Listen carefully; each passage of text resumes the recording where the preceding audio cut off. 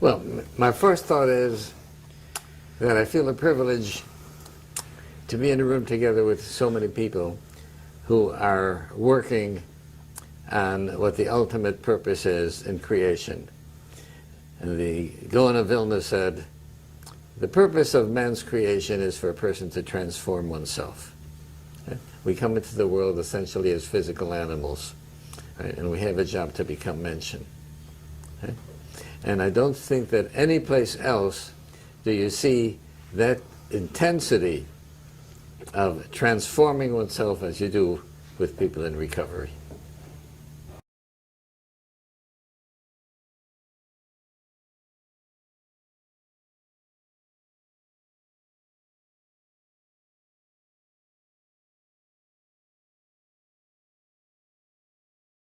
Well, I think that the reason that there's two aspects of it is that people who have some contact with addiction, whether they are themselves addicted or their family members addicted, will concentrate on what I've done with addiction. Right? But the self-help theme, I think, is a broader one, and it has an application to addiction as well. Because you see, what I've written about in terms of self-help is essentially, and I said one book in 60 different ways, is that a person should have an accurate self-assessment and self-awareness. And I think that what happens so often is that we have a negative self-awareness. There's the Gemara that says that every person has a Yetzer Hara, an evil inclination. And what the Yetzer Hara tries to do is to destroy a person. Right? And that without Hashem's help, he could never overcome that. Now, how does the Yetzer Hara seek to destroy a person? To break him down, to make him feel inadequate, to make him feel worthless. Right? And that's why what I've written about the importance of overcoming that crushing feeling and beginning to feel good about oneself. Right? And obviously, if one does not do good things in life, there's no reason to feel about good one oneself. So you have to realize that I am here to do Hashem's will and to do mitzvahs and to maximize the divine neshama within me. Right? Now, that applies to everyone, and it applies to the addict as well.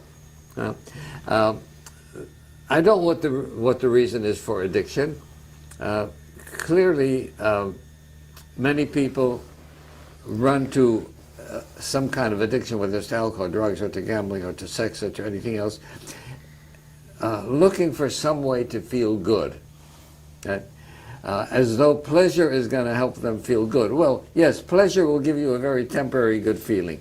I don't deny that taking a drug is going to make a person feel good for a while, but ultimately it's destructive.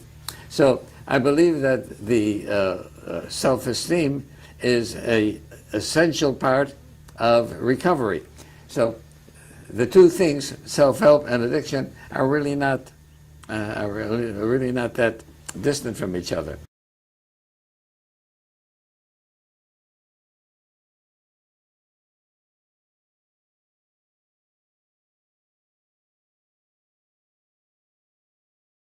Well, when it started off, first of all, my message fell on deaf ears, right?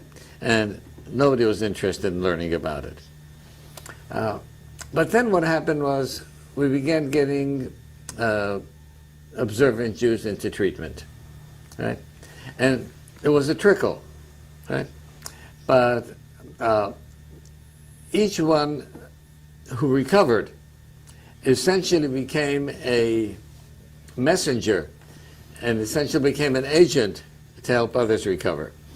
So it was rare, for example, to walk into a 12-step meeting and see somebody with a yarmulke, right? Well, now, I think that one yarmulke enabled another to come. So what we've had is the resistance started off very strong, and we've just been whittling away at the resistance, and we've made some significant progress. Not enough, but we made some significant progress.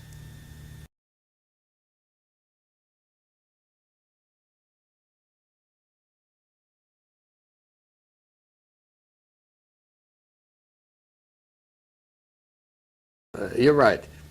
We become more familiar with the solution, with the problem, and there's still some progress that has to be made with the solution. One of the things that's happened is that there's been a misunderstanding of the 12-step programs.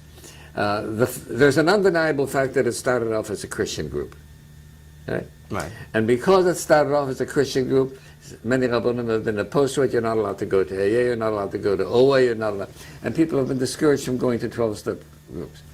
So first of all, yes, it started off as a Christian group, I can't deny that.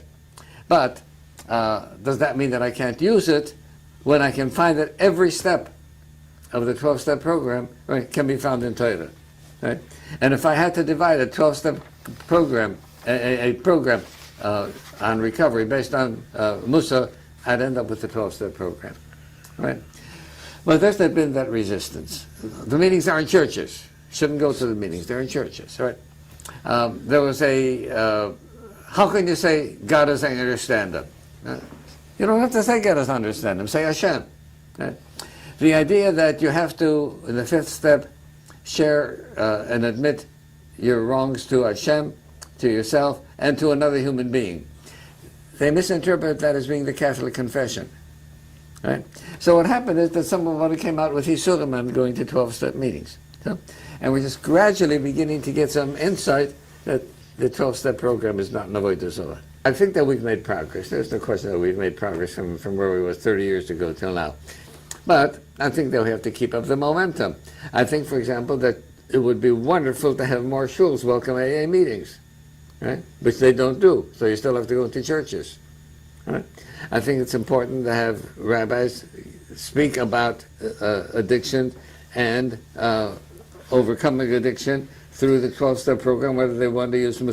Somebody just came up now with it's an interesting suggestion that we develop 12-step meetings for non-addicts, right, to do with people who are not addicted who still need a lot of self-improvement. And I think that they can get it from learning Sifrei Chassidus and Sifrei Musa.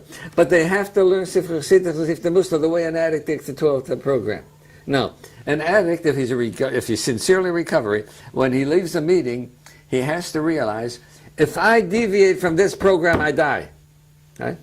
I want a person who learns Sifrei Musa, who learns Tanya, who learns Mesilas Yesharim, to have the feeling, if I deviate from this, I die.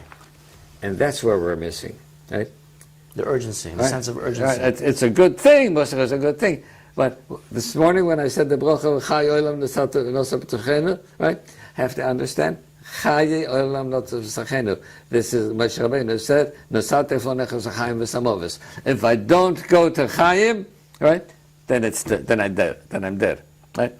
And what happens is that people don't take that literally. The Rebbe, right, gave 12 suggestions, 12 psukim, 12 mishnahs, right? Why 12? Why not 14? Why not 11? Right?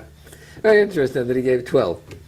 But there's a couple that are trying to organize meetings based on the 12. So I told that I'd try to help them with whatever possible, and we hope to make a video on that.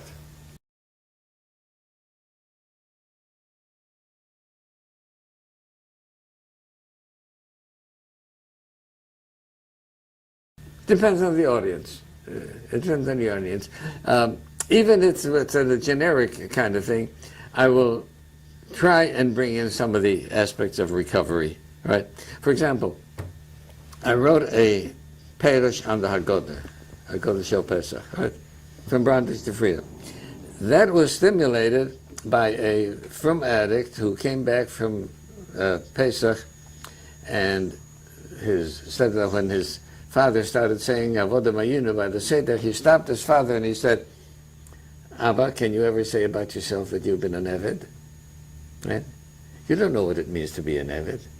I can tell you what it means to be an addict, because all the years that I was in addiction, I was not free. Right? I had to do what the addiction made me do. Right?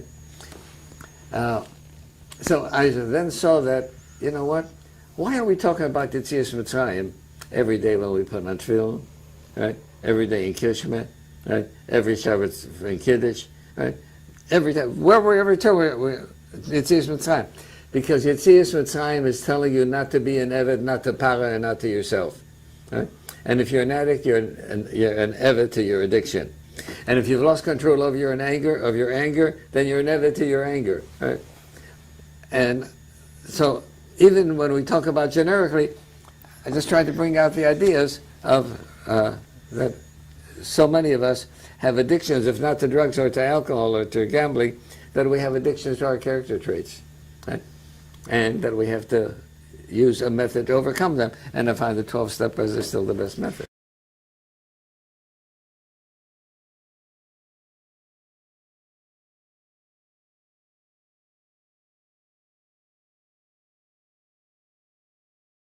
I think, as I pointed out, spirituality can stand independent of religion, but that doesn't mean that it's enough. Right? For example, one of the items of their spirituality is that there's a component of the human spirit that a person has the ability to look for a purpose in life. Right. What do you mean to look for a purpose in life? I have to have a goal and a purpose for my existence. Right. Now, how did the world come to be? Well, an atheist will say, no, there was no God, and nobody created the world. It happened billions of years ago. There was a freakish kind of thing, or whatever, and the world came to being, and it evolved through billions of years. So what was the purpose of the world coming into existence? There was none. It was a freakish accident. You mean the world does not have a purpose? No, the world does not have a purpose. Then it's meaningless for me to look at what my purpose is in a purposeless world. Right? So, spirituality means that you have to look for a purpose in life, and I don't see how you're going to find a purpose in life unless you say the world was created. Right? So spirituality can exist independent of religion, right? But it's going to be not enough, because you're not going to be able to find the goal and purpose in life, which is one of the elements of spirituality, unless you accept religion.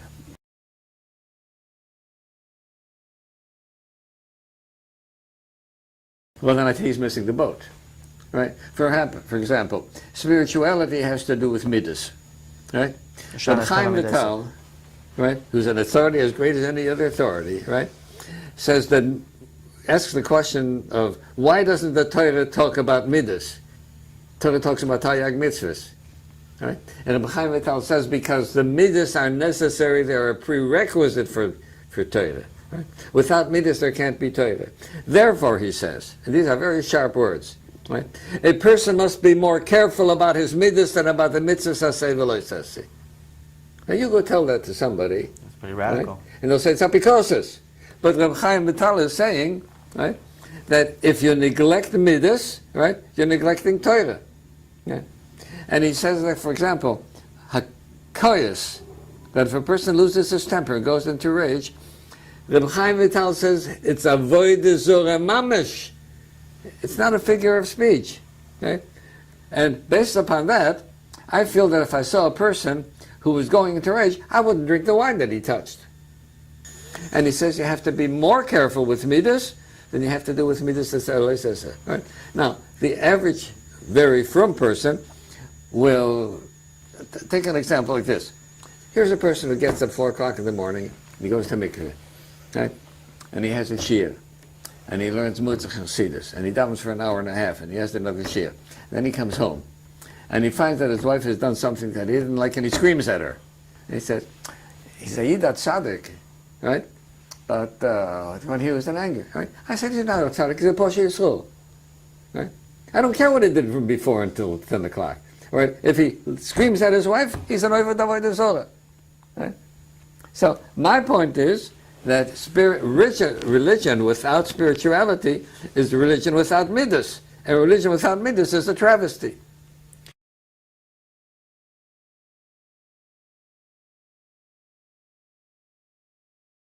Well, first of all, I found that they have to get educated. They have to learn the facts. They can't be ignorant. And the only way they're going to get the real education is by going to meetings of Al-Anon and Nar-Anon where they have other spouses who've gone through similar things, right? I had to think that they realize that they are not going to be able to change their husbands, right? That they can do something about themselves, and hopefully a conducive environment is going to allow the person to make the necessary changes, but they can't control any. You can't control anybody except yourself, right? But that there is hope for recovery, that they will do what they are supposed to for themselves, that there's great hope that the spouse will follow through with the recovery program for himself.